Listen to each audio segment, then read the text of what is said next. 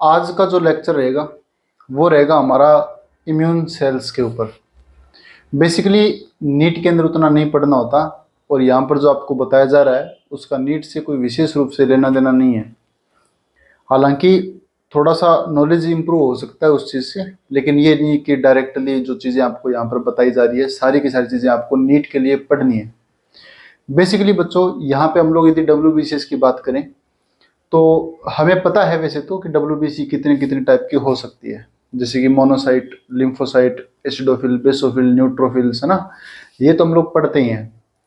लेकिन यहाँ पे बच्चों जो हम सेल्स की बात कर रहे हैं कि ये सेल एक्चुअली काम कैसे करती है, इन सेल का जो काम करने का तरीका है वो क्या है ना, तो वो चीज़ें हम लोग यहाँ पर देख रहे हैं।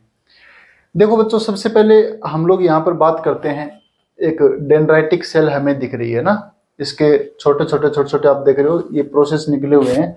तो ऐसी सेल जो होती है उनको हम लोग बोलते हैं डेंड्राइटिक सेल।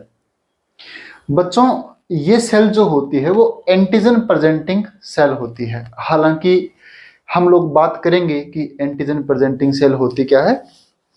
देखिए बच्चों, ये एक सेल है और इस सेल पे आप देख रहे हो कि छोटे छोटे प्रोसेस है वो निकले हुए हैं। आपको ये पता है कि इसके ऊपर डायग्राम में आपको दिख रहा है यहाँ पर कि इसके ऊपर MHC फर्स्ट और MHC सेकंड, इसको आप लोग MHC फर्स्ट, है ना, यानी MHC क्लास फर्स्ट भी बोल सकते हैं, MHC क्लास सेकंड भी बोल सकते हैं ना। तो इनके ऊपर MHC सेकंड पाया जाता है और इसके ऊपर क्या होता है, MHC फर्स्ट पाया जाता है। एक तरह से बच्चों ये MHC जो होता है ना वो प्रोटीन होता है, और ये प्रोटीन क्या करता है, ये एंटीजन को प्रेजेंट करता है। जैसे कि मान लीजिए कि आप लोगों ने आम का अचार खाया, तो आप क्या करेंगे, एक अचार का छोटा सा टुकड़ा है वो आप अपने मुंह में लेंगे, उसको आप लोग खाएंगे और खा के आप क्या करेंगे कि उसके अंदर जो गुंठली होती है ना, उस गुंठली को आप निकालेंगे और हाथ में पकड़ के लोगों को दिखा सकते हैं कि भाई देखो इस अचार के अंदर गुठली है कि नहीं है, बताओ। उसी तरह से ये जो सेल है ये एंटीजन प्रेजेंटिंग सेल है। कोई भी एंटीजन जब आता है तो इन सेल के अंदर क्या होता है, उस एंटीजन को डाइजेस्ट किया जाता है और एंटीजन को डाइजेस्ट करके उसके छोटे छोटे जो पेप्टाइड होते हैं यानी कि एंटीजेनिक पार्ट होते हैं, उन एंटीजेनिक पार्ट को सेल क्या करती है, अपने ऊपर ये जो प्रोटीन है MHC सेकंड है, MHC फर्स्ट है, इन प्रोटीन के द्वारा अपनी सरफेस के ऊपर ये सेल है वो क्या कर देती है, डिस्प्ले कर देती है ना। बच्चों यहां पर यदि हम देखें MHC सेकंड पर यदि कोई एंटीजन जुड़ा हुआ है, मान लीजिए यहाँ पे हमारे पास एक एंटीजन है और ये एंटीजन कहां पर चिपका हुआ, बताओ कहां पर, किसने पकड़ रखा है इस एंटीजन को, इसने पकड़ रखा है MHC सेकंड ने। तो बच्चों इस एंटीजन को यहां पर जो पकड़ा गया है तो इसको कौन पता करेगा, इसका ये किसको स्टिमुलेट करेगा, ये टी हेल्पर सेल को स्टिमुलेट करेगा। यदि MHC क्लास फर्स्ट के ऊपर कोई एंटीजन जुड़ा हुआ है, यहां पर एंटीजन को डिस्प्ले किया गया है, यहां पर एंटीजन को प्रेजेंट किया गया है, तो इसको कौन देखेगा, इसको टी किलर सेल देखेगी। यानी टी किलर सेल जो है वो क्या करती है, वो इसको देखकर स्टिमुलेट हो जाती है, यानी वो इसके साथ आगे देखेंगे किस तरह से रिएक्ट करती है ना, तो ये इससे क्या होती है, स्टिमुलेट होती है। तो आपको यहां पे दो बातें याद रखनी है कि आपकी पूरी बॉडी की सेल है, यानी आपकी बॉडी की वो सारी की सारी सेल जिनके अंदर न्यूक्लियस पाया जाता है, वो सारी की सारी सेल MHC फर्स्ट को कंटेन करेगी, यानी उस सेल की सरफेस के ऊपर MHC फर्स्ट वाला जो प्रोटीन है वो पाया जाता है। आपकी बॉडी की कुछ सेल, जैसे कि मैं बात करूं, ये जो सेल आपने यहां पर बना रखी है, डेंड्राइटिक सेल है, मोनोसाइट सेल है, बी लिम्फोसाइट सेल है, कुछ सेल ऐसी सेल है आपकी बॉडी की जो मैंने आपको बताई है, ये सेल MHC सेकंड को कंटेन करती है अपनी सरफेस पर। बच्चों इस बात को हमेशा ध्यान रखना, वो बात यह है कि MHC फर्स्ट जो है वो आपकी हर बॉडी की सेल के ऊपर है और हमेशा MHC फर्स्ट के लिए रिसेप्टर किसके पास होते हैं, टी किलर सेल के पास होते हैं। सोचिए यदि कोई सेल है, अब मान लो किसी सेल को कोई पैथोजन है वो मिला, उस सेल ने उस पैथोजन का डाइजेशन किया और सेल क्या करती है, उस पैथोजन के छोटे से पार्ट को, जैसे कि मार्कर है वो एंटीजेनिक पार्ट है, और उस एंटीजेनिक पार्ट को सरफेस के ऊपर ये क्या कर रही है, डिस्प्ले कर रही है। तो इसका मतलब ये क्या हुआ कि ये MHC फर्स्ट के द्वारा इसको डिस्प्ले किया गया। तो इसको कौन रिकॉग्नाइज करेगा, कौन रिकॉग्नाइज करेगा? इसको टी किलर सेल है वो रिकॉग्नाइज करेगी। हम इनकी और भी आगे डिस्कस करेंगे। बच्चों यदि मैं बताऊं तो ये जो डेंड्राइटिक सेल है इनके भी बेचारे के खूब सारे टाइप्स हैं, है ना। देखो कितने टाइप है इनके। सबसे पहले इंटरस्टिशियल है, इंटरडिजिटिंग है, इसके अलावा फोलिकुलर डेंड्राइटिक सेल है, प्लाज्मोसाइटोइड डेंड्राइटिक सेल है कि नहीं है बताओ। तो खूब सारे इनके टाइप हैं। बेसिकली बच्चों ये जो पहले दो टाइप है इंटरस्टिशियल और इंटरडिजिटिंग वाले जो इसके टाइप है, ये ही क्या करते हैं, एंटीजन को प्रेजेंट करते हैं, यानी ये ही एंटीजन प्रेजेंटिंग सेल होती है। जबकि नीचे वाले जो दो पार्ट मैंने आपको बताए हैं ये एंटीजन प्रेजेंटिंग सेल में नहीं लेते हैं। बच्चों जो प्लाज्मोसाइटोइड है इनके बारे में आप एक बात और भी याद रख सकते हो कि ये क्या करती है, ये वायरस के लिए रिस्पॉन्स करती है ना। जो वायरस आता है, वायरस अटैक करता है सेल पे, उनसे ये क्या करती है, उनके प्रति ये रिस्पॉन्स देती है, उनके अगेंस्ट रिस्पॉन्स देती है ना। अब हम लोग बात कर रहे हैं तो ये सबसे पहली सेल कौन सी होगी हमारी, डेंड्राइटिक सेल। अब बच्चों दूसरी सेल आपको यहां पर दिख रही है, ये वाली सेल कौन सी है, ये है पीसी मतलब फैगोसाइटिक सेल। फैगोसाइटिक सेल का मतलब क्या है, देखो बेसिकली बच्चों यहां पर मैंने मोनोसाइट बनाई है। ये वाली सेल जो है इसको आप मोनोसाइट भी बोल सकते हैं ना, मोनोसाइट। या मोनोसाइट का दूसरा नाम क्या है मुझे बताओ, पता है क्या आपको? मोनोसाइट को क्या बोलते हैं बताओ मुझे, जल्दी सोचो। मैक्रोफेगोसाइट है ना, मैक्रोफेगोसाइट इनको बोलते हैं। तो ये बच्चों मैक्रोफेगोसाइट है। कोई भी सेल अपनी सरफेस के ऊपर एंटीजन को कैसे प्रेजेंट करती है इस चीज को ध्यान से समझिए। सबसे पहले मान लीजिए बच्चों ये बैक्टीरिया है, इस बैक्टीरिया को इस सेल ने खाया, यानी कि ये जो यहां पर बना है, यानी ये जो बैक्टीरिया इस सेल के अंदर आ गया, इसको क्या बोलते हैं, फैगोसोम। तो बैक्टीरिया को सबसे पहले फैगोसोम के अंदर लेके जाया गया, उसके बाद में फैगोसोम की जो मुलाकात है वो लाइसोसोम से करवा दी। तो ये बच्चों यहाँ पर लाइसोसोम है ना, दूर था पहले, तो इसको कहते हैं कि लाइसोसोम तो इतना दूर क्या कर रहा है मुझसे, मेरे पास आ। तो ये जो लाइसोसोम है इसको फैगोसोम से मिला दिया। अब मुझे बताओ फैगोसोम के अंदर क्या चीज है, फैगोसोम के अंदर जो एंटीजन है जो बाहर से आया है, जो फॉरेन ऑर्गेनिज्म है वो इसके अंदर है, या फॉरेन एंटीजन है वो इसके अंदर है, बाहर का एंटीजन है, ये हमारा है ही नहीं, हमारी बॉडी तो इसको पहचानती नहीं है, इसलिए ही तो ये सेल इसको खा जाती है ना। तो सबसे पहले इस बैक्टीरिया को ये सेल क्या करती है, फैगोसोम के अंदर खाती है। फैगोसोम की मुलाकात करवाते हैं लाइसोसोम से, लेकिन लाइसोसोम तो एंजाइमों से भरा हुआ है, तो ये एंजाइम जो है लाइसोसोम के वो सारे के सारे इस फैगोसोम में आ जाते हैं और कंबाइंड स्ट्रक्चर बनती है जिसको हम लोग बोलते हैं फैगोलाइसोसोम। बच्चों उधर से ये आपकी एंडोप्लाज्मिक रेटिकुलम है, एंडोप्लाज्मिक रेटिकुलम उधर से क्या कर रही है, नए वाले एमएचसी बना रही है। एमएचसी सेकंड जो है वो यहाँ पर ये क्या कर रही है, इनका सिंथेसिस कर रही है। अब ये क्या करेगी, ये जो एमएचसी सेकंड है इस एमएचसी सेकंड को इस वेसिकल के अंदर भेज देगी, और ये जो वेसिकल जो है वो क्या करेगी, इसके साथ में फ्यूज होगी, और उसके अंदर आप जो देख रहे हैं बड़े बड़े पेप्टाइड है, इन पेप्टाइडों को ये एमएचसी जो है वो अपने ऊपर क्या कर लेगी, सरफेस के ऊपर इसको डिस्प्ले कर देगी। यहाँ पर ये जो सेल के पास एमएचसी है वो कौन सा एमएचसी है मुझे बताओ, एमएचसी सेकंड। ये वाला एमएचसी कौन सा है, एमएचसी सेकंड, ठीक है। तो बच्चों यहां पर हम देखें तो ये एंटीजेनिक पॉलीपेप्टाइड है, यहां पर जो आपको दिख रहे हैं ब्लू कलर में ये क्या है, एंटीजेनिक पॉलीपेप्टाइड, यानी बैक्टीरिया को तोड़ा, बैक्टीरिया के सरफेस के जो एंटीजेनिक पार्ट है, प्रोटीन है, वो यहां पर टूट के आए हुए हैं। यहां पर इनको तोड़ना, यानी देखो फैगोलाइसोसोम में क्या करते हैं, इनको तोड़ते हैं, है ना, इन लाइसोसोमिक एंजाइमों से क्या करते हैं, इनको तोड़ते हैं, तो इसको बोलते हैं एंटीजन प्रोसेसिंग। प्रोसेसिंग चल रहा है, यानी कि जो बैक्टीरिया है उससे एंटीजेनिक पार्ट को निकाला जा रहा है उसका डाइजेशन करके। दूसरा क्या है, प्रेजेंटेशन, दूसरा होता है प्रेजेंटेशन या प्रेजेंटिंग, प्रेजेंट करना इसको। तो अब यहाँ पर इसको ये जो एमएचसी सेकंड है वो हमारी जो ये जो सरफेस आपको जो दिख रही है एमएचसी सेकंड, इसको सरफेस पर क्या कर देगा, डिस्प्ले कर देगा। अब आप सोचिए कि यहाँ पर इस एंटीजन को ये एमएचसी क्या कर रही है, एमएचसी सेकंड लेके घूम रही है एंटीजन को अपनी सरफेस पर। ये किसको अट्रैक्ट करते हैं, ये अट्रैक्ट करते हैं टी हेल्पर सेल को। टी हेल्पर सेल ऐसी सेल है बच्चों जिसके पास में CD4 नाम के रिसेप्टर पाए जाते हैं। CD4+ से हम लोग इसको दिखाते हैं, है ना। इसी के साथ इसके पास में क्या है, TCR। TCR का मतलब है टी सेल रिसेप्टर। तो बच्चों होता क्या है, यहाँ पर टी हेल्पर सेल है, उसके ऊपर छोटे छोटे रिसेप्टर होते हैं जिनको टी सेल के रिसेप्टर बोलते हैं, और इसी के साथ इसके पास में CD4 नाम का रिसेप्टर पाया जाता है।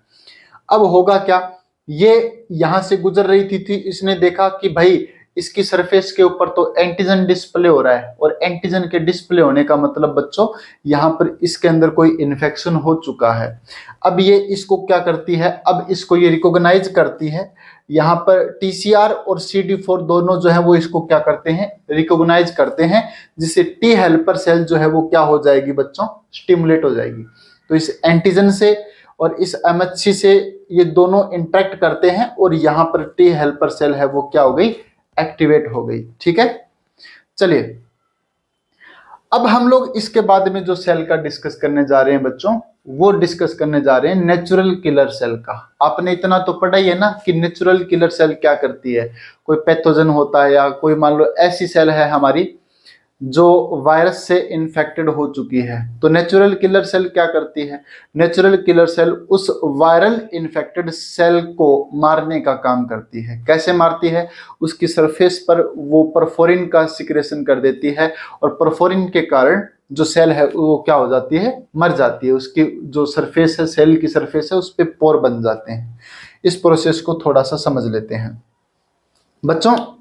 अब ये जो सेल आप देख रहे हो, ये सेल हमारी बॉडी की एक सेल है। मान लीजिए एक नॉर्मल सेल थी, पहले ये सेल भी नॉर्मल थी आप लोगों की तरह, ये भी अच्छी जिंदगी जीती थी। लेकिन हुआ क्या कि इस सेल के अंदर कुछ जो वायरस है उन्होंने इन्फेक्शन कर दिया। अब ये सेल वायरस से मिल चुकी है, अब ये हमारे लिए नुकसान की सेल है, क्योंकि हमें पता चल रहा है कि इस सेल के सरफेस पर जो आपको जो दिख रहे हैं सरफेस प्रोटीन दिख रहे हैं, वो हमारे प्रोटीन नहीं है, वो बाहर के प्रोटीन है। तो ये जो सेल है, वायरल इन्फेक्टेड सेल है, ये एक तरह से अल्टर्ड एंटीजन यहाँ पर इसकी सरफेस पर दिखाई देते हैं, यानी ऐसे एंटीजन दिखाई दे रहे हैं यहाँ पर जो कि हमारे नहीं हैं। क्यों? क्योंकि ये वायरस के एंटीजन है जो इसकी सरफेस पर यहाँ पर दिखाई दे रहे हैं। तो बच्चों नेचुरल किलर सेल यहाँ इसके पास में से गुजर रही थी, तो नेचुरल किलर सेल ने देखा कि ये एक एंटीबॉडी है। इस एंटीबॉडी का नाम क्या है, IgG। IgG एंटीबॉडी ने क्या किया, IgG एंटीबॉडी ने ये जो एंटीजन जो बने हैं इसकी सरफेस पर, इनको पहचान लिया कि भाई ये तो हमारे एंटीजन है ही नहीं। तो अब क्या करेगी, अब यहाँ पर इसके जो रिसेप्टर होते हैं CD16 रिसेप्टर पाए जाते हैं। आपसे कोई पूछ ले कि बताओ बच्चों नेचुरल किलर सेल कौन से रिसेप्टर कंटेन करती है, तो हम कहेंगे सर इसकी सरफेस पर CD16+ रिसेप्टर पाए जाते हैं। इन रिसेप्टर को FC गामा R3 रिसेप्टर भी बोलते हैं। FC गामा R3 रिसेप्टर इनका क्या है, दूसरा नाम है। बच्चों इसको FC गामा क्यों कहते हैं, हालांकि ज्यादा इसके डीप में नहीं जाना है अपने को, फिर भी देखो ये जो IgG जो है वो क्या कर रही है, वो इस पैथोजेनिक पार्ट को, मैं या कहूं एंटीजेनिक पार्ट को पहचान रही है। और ये जो नेचुरल किलर सेल है इसके ऊपर रिसेप्टर है CD16+ रिसेप्टर, और CD16+ रिसेप्टर किसको रिकॉग्नाइज कर रहे हैं, ये एंटीबॉडी जो है IgG जो है उसके FC पार्ट को रिकॉग्नाइज कर रही है। कौन से पार्ट को रिकॉग्नाइज कर रही है, FC। एक फ्रेगमेंट है जो कि कांस्टेंट है, पीछे की तरफ होता है, एंटीबॉडीज के स्ट्रक्चर में आप देख सकते हैं ना। तो इसके रिसेप्टर ने रिकॉग्नाइज कर लिया कि यहाँ पे IgG जो है वो इस सेल के ऊपर जुड़ी हुई है और ये सेल वायरस से इन्फेक्टेड है। तो इसके अंदर बच्चों ये सेल जो है नेचुरल किलर सेल यहाँ पर ग्रेन्यूल्स को कंटेन करती है। ये जो ग्रेन्यूल्स होते हैं वो क्या कंटेन करते हैं, परफोरिन और grey enzyme A and grey enzyme B, ये यहाँ पर कंटेन करती है। तो तुरंत जैसे ही इसको पता चलेगा कि भाई यहाँ पे IgG जुड़ चुका है, तो ये रिसेप्टर स्टिमुलेट करेगा इनको, और ये जो ग्रेन्यूल्स हैं वो अपने अंदर से जो केमिकल्स हैं, जो इसके अंदर परफोरिन है, ग्रे एंजाइम है, इनको रिलीज कर देता है बाहर की ओर। परफोरिन इस सेल की सरफेस पर आप देख रहे हैं इस तरह से, देखो ये पोर बना रहा है। परफोरिन का काम ही पोर बनाना है, ये पोर बना रहा है। और ये यहाँ पर जो ग्रे एंजाइम जो होता है वो क्या करता है, इस सेल के अंदर चला जाता है इन पोर से होता हुआ, और सेल से अंदर जाकर इस सेल को एपोप्टोसिस में ले जाता है। एपोप्टोसिस का मतलब होता है ये एक प्रोग्राम्ड सेल डेथ यहाँ पर होता है। बात को समझ गए। दूसरा कि इसकी सरफेस पे खूब सारे पोर तो हो ही चुके हैं, तो खूब सारा इसके अंदर पानी चला जाएगा। पानी जाने के कारण ये सेल फूल कर ब्लास्ट होकर फट जाएगी। ठीक है टाबरो। अब बच्चों नेक्स्ट है, ये आप यहां पर जो देख रहे हो नेचुरल किलर सेल ने जो काम किया, वाहवाही का काम किया, बहुत बढ़िया काम किया ये तो, या ना। तो यहां पर बच्चों antibody dependent cell mediated cytotoxicity हो गई है ना। ये यहां पर आप साइटोटॉक्सिसिटी देख रहे हो, ये एंटीबॉडी पर डिपेंडेंट हो गई। इसका मतलब तो ये हुआ कि भाई अपने पास यदि आईजीजी एंटीबॉडी नहीं होगा तो आपका नेचुरल किलर सेल किसको नहीं पहचान पाएगा, ये इस वायरल इन्फेक्टेड सेल को नहीं पहचान पाएगा। तो ये तो बात अच्छी नहीं हुई, क्योंकि ये तो किस पे डिपेंडेंट हो गई बताओ, antibody dependent cell mediated cytotoxicity बन गई है यहाँ पे, है कि नहीं है बताओ। लेकिन हम कुछ अच्छा ही चाहते हैं ना। इसके पास एक तरीका और है। वो क्या तरीका है, जैसे बच्चों यहां पर आप देख रहे हो ये सेल है, ये सेल जो है बच्चों वो वायरल इन्फेक्टेड सेल है ना। मैं आपको थोड़ा सा अलग अलग इनको समझा रहा हूं। पहले ऐसे देखिए, मान लो बच्चों हमारे पास ये दो सेल्स हैं। पहली सेल जो है वो बिल्कुल नॉर्मल सेल है। आपकी बॉडी की नॉर्मल सेल जो होती है बच्चों, वो अपनी सरफेस के ऊपर MHC फर्स्ट को कंटेन करती है। आपको पता है ये बात, सारी सेल करती है आरबीसी को छोड़ के, क्योंकि आरबीसी में तो न्यूक्लियस होता ही नहीं है ना। तो देखिए ये आपकी बॉडी की नॉर्मल सेल है, ये क्या कंटेन कर रही है अपनी सरफेस के ऊपर, ये कंटेन कर रही है MHC फर्स्ट, और इसके साथ में एक लिगेंड भी है यहाँ पर। अब आपकी नेचुरल किलर सेल पर बच्चों दो तरह के रिसेप्टर होते हैं, एक तो होता है स्टिमुलेटरी रिसेप्टर और एक होता है इनहिबिटरी रिसेप्टर।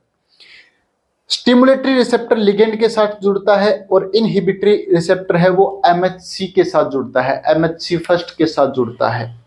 अब हुआ ये कि इस नेचुरल किलर सेल इस नॉर्मल सेल के पास आती है इसको चेक करने के लिए कि कहीं इन्फेक्शन तो नहीं हो गया है। तो नॉर्मल जो सेल है वो क्या करती है, ये दोनों इसके साथ जुड़ गए। जैसे ही स्टिमुलेटरी वाला जुड़ा तो इसके पास पॉजिटिव रिस्पॉन्स आया, जैसे ही ये दूसरे वाला इनहिबिटरी वाला जुड़ा इसके पास नेगेटिव रिस्पॉन्स आया, और ये दोनों एक दूसरे से न्यूट्रलाइज हो गए। मतलब अब ये जो सेल है वो इस सेल को नहीं मारेगी, क्योंकि ये सेल कैसी है, नॉर्मल सेल है, तो नॉर्मल सेल को ये किल नहीं करेगी। तो बच्चों यदि वायरस से इन्फेक्टेड सेल है, अब देखो कोई यदि वायरस से सेल इन्फेक्ट हो जाए तो वो सेल क्या करती है, वो सेल एक्चुअली बचना चाहती है। किस चीज से बचना चाहती है कि MHC फर्स्ट जो है उसके ऊपर उसका एंटीजन ना चला जाए।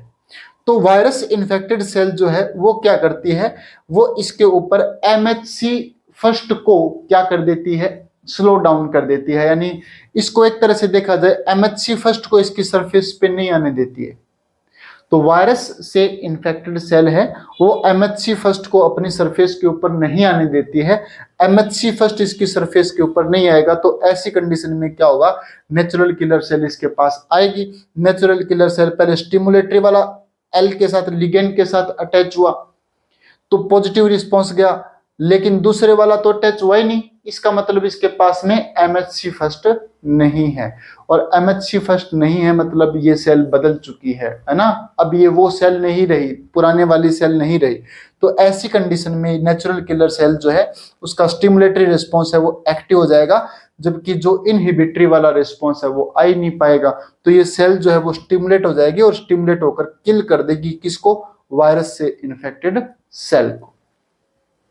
तो बच्चों ये हम लोगों ने देख लिया कि डेंड्राइटिक सेल, मैक्रोफेगोसाइट सेल और आपकी जो नेचुरल किलर सेल है वो किस तरह से काम कर सकती है। पहला इसका जो काम करने का तरीका है वो एंटीबॉडी पे डिपेंडेंट है, और दूसरा तरीका जो है वो क्या कर रहा है, डायरेक्टली किल कर रहा है ना। लेक्चर थोड़ा सा लंबा हो रहा है तो हम इसको थोड़ा शॉर्ट में समझते हैं। बच्चों ये जो सेल है वो क्या है, वो है न्यूट्रोफिल सेल।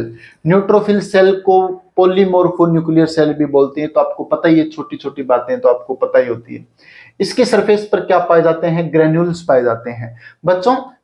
सॉरी, इसके जो साइटोप्लाज्म है, इसके साइटोप्लाज्म में क्या पाए जाते हैं, ग्रेन्यूल्स पाए जाते हैं। और ये ग्रेन्यूल्स क्या कंटेन करते हैं, ये लाइसोजाइम, कोलेजिनेज, इलास्टेज, ये इस तरह के एंजाइम है वो क्या करती है, कंटेन करती है।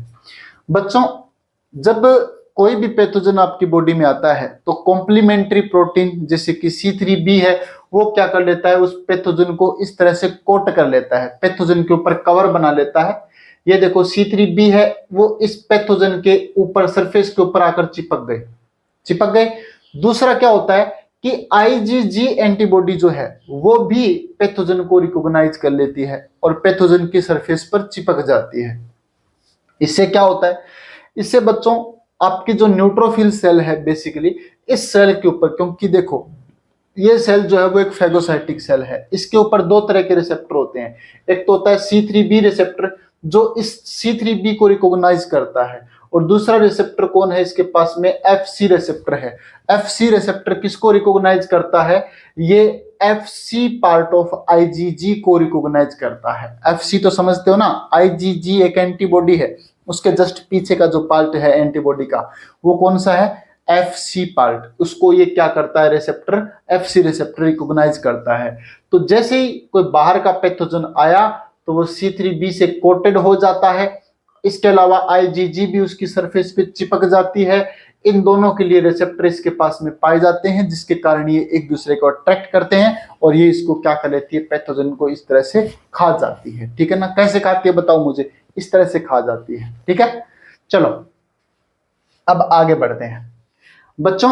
ये यहाँ पर थोड़ा सा मैंने यहाँ पे डाइपिडेसिस के बारे में बताया गया, जैसे मोनोसाइट सेल है ना, इसके अलावा न्यूट्रोफिल सेल है, यानी बेसिकली जो फेगोसाइटिक नेचर की सेल है वो डाइपिडेसिस दिखाती है ना। डाइपिडेसिस क्या होता है, डाइपिडेसिस का मतलब होता है किसी सेल का, WBC का पार आ जाना। किससे पार आ जाना, एंडोथेलियम से। देखो ये एंडोथेलियल सेल है, ब्लड कैपिलरी की एंडोथेलियल सेल है। एंडोथेलियल सेल जो है वो यहाँ पर आप देख रहे हो कुछ जो पार्टिकल है उनको क्या करती है, कंटेन करती है। जैसे कि ये यहाँ पर क्या है, सेकेराइड के पार्टिकल्स हैं ना, पॉलीसेकेराइड है, तो ये इनको क्या करती है, कंटेन करती है। ये सिलेक्टिन है, सिलेक्टिन किसके ऊपर पाया जाता है, फेगोसाइटिक सेल के ऊपर पाया जाता है। सिलेक्टिन क्या करता है, इनको अट्रैक्ट करता है। उसके बाद में इसके ऊपर इंटीग्रिन भी पाया जाता है, इंटीग्रिन नाम के रिसेप्टर है वो भी इसके ऊपर पाए जाते हैं, जो कि ICAM जो कि इस एंडोथेलियम के ऊपर पाए जाते हैं, उनको क्या करता है, अट्रैक्ट करता है।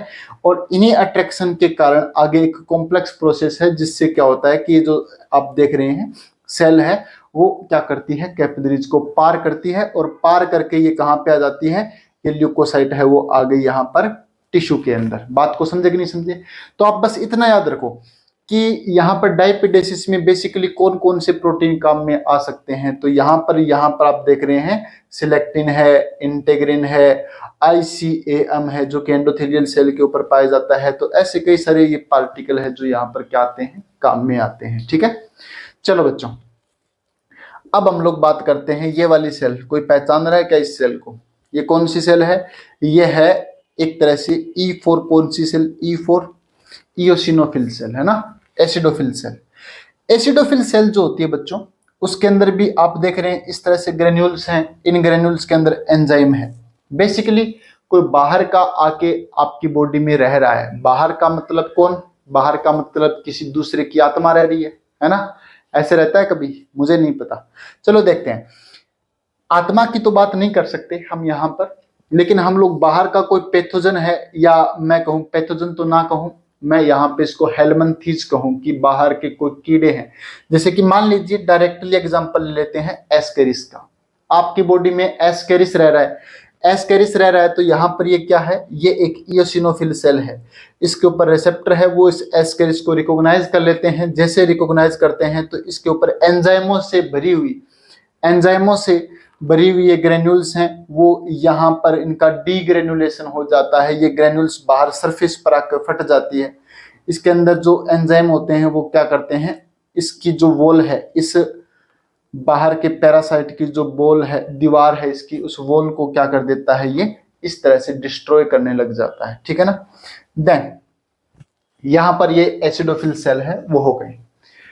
इसके बाद में थोड़ा सा और नीचे आ जाते हैं, यहां पर ये कौन सी सेल है, बेसोफिल सेल। एस शेप का न्यूक्लियस तो आपको दिख ही रहा है ना।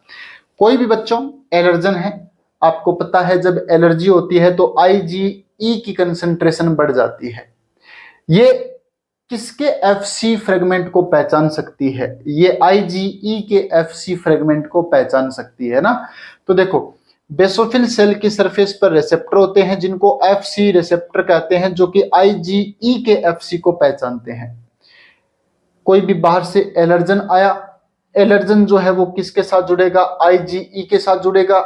IgE और इसके कॉम्प्लेक्स को कौन पहचान लेगा, बेसोफिल पहचान लेगी। फिर यहाँ पर ये डीग्रेनुलेशन करेगी, और डीग्रेनुलेशन मतलब इसके ग्रेन्यूल्स के अंदर जो एंजाइम भरे हैं उनको बाहर की तरफ सरफेस पर रिलीज कर देती है।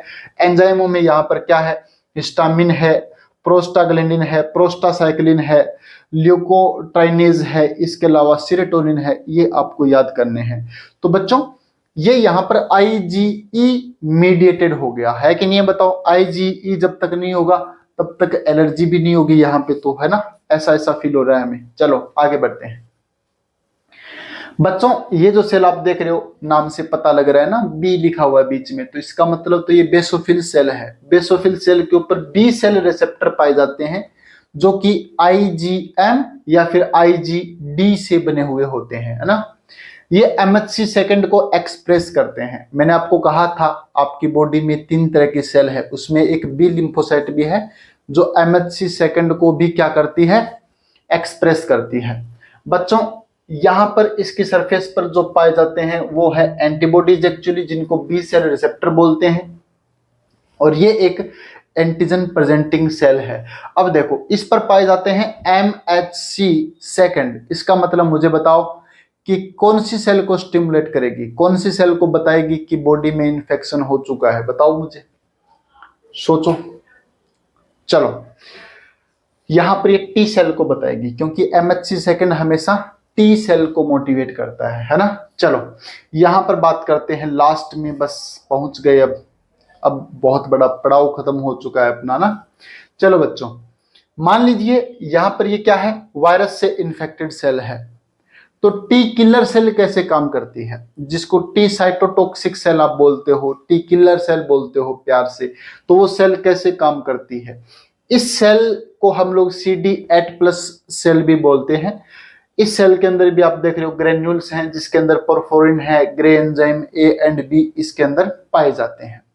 बच्चों यहां पर क्या होता है कि ये एक सेल है जो क्या कर रही है, अब देखो, अब यहां पर ये जो सेल थी जो वायरस से इन्फेक्टेड हुई थी, उस सेल को पता है, उस वायरस को मान लो या उस सेल को पता है कि यदि मैं MHC फर्स्ट को बाहर एक्सप्रेस नहीं करूंगी तो मेरे को टी किलर सेल है वो आके मार देगी। सॉरी, जो नेचुरल किलर सेल है ना, जो नेचुरल किलर सेल है वो आके मार देगी, है ना। क्या मार देगी, इस सेल को मार देगी। तो ये जो सेल है बच्चों, इस सेल को पता है, क्या पता है मुझे बताओ, कि यदि MHC सेकंड को एक्सप्रेस नहीं किया तो किसको मारा जाएगा मुझे बताओ। तो यहां पर इस सेल को मारा जाएगा, क्योंकि यहां पर सिर्फ और सिर्फ स्टिमुलेटरी वाला जाएगा।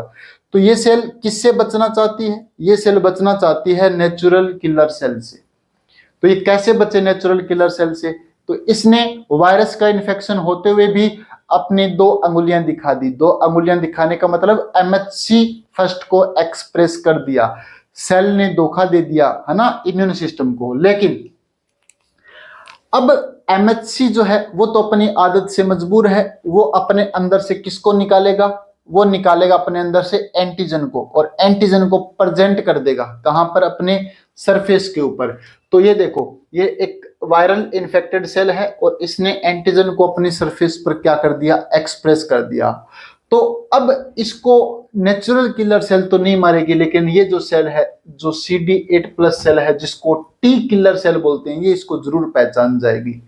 ये टी किलर सेल क्या करती है, इसके ऊपर देखो ये टी सेल रिसेप्टर है जो कि इसके MHC फर्स्ट के साथ जुड़ते हैं, इसके एंटीजन को रिकॉग्नाइज करते हैं। CD8+ भी इसको रिकॉग्नाइज करवाता है। इसके अलावा इस पे CD18+ और उसकी तरफ से B7 जो है वो दोनों एक साथ में यहाँ पर जुड़ते हैं, को स्टिमुलेशन का काम करते हैं ना, ये को स्टिमुलेशन का काम कर रहे हैं। इसके ऊपर CD40 जो है वो इस सेल के CD40 लिगेंड के साथ जुड़ रही है। तो बच्चों ये सारा का सारा स्टिमुलेशन और को स्टिमुलेशन है, इससे क्या होता है, ये सेल एक्टिवेट हो जाती है। टी किलर सेल है वो एक्टिवेट होकर क्या करती है, अपनी ग्रेन्यूल्स को बाहर खाली कर देती है, जिसके अंदर यहाँ पर क्या क्या पाए जाते हैं मुझे बताओ। यहाँ पर पाए जाते हैं ग्रे एंजाइम, यहाँ पर परफोरिन पाया जाता है, परफोरिन यहाँ पर पोर क्रिएट कर देता है, ग्रे एंजाइम अंदर जाकर इस सेल को आगे एपोप्टोसिस में भेज देता है। तो इस तरह से ये सारी की सारी सेल आ गई। और ये सेल क्या क्या काम करती है, कैसे आपको इम्यूनिटी प्रोवाइड करवा रही है, तो इसका छोटा सा एक्सप्लेनेशन आ गया। ठीक है, आज के लिए इतना ही। Thank you.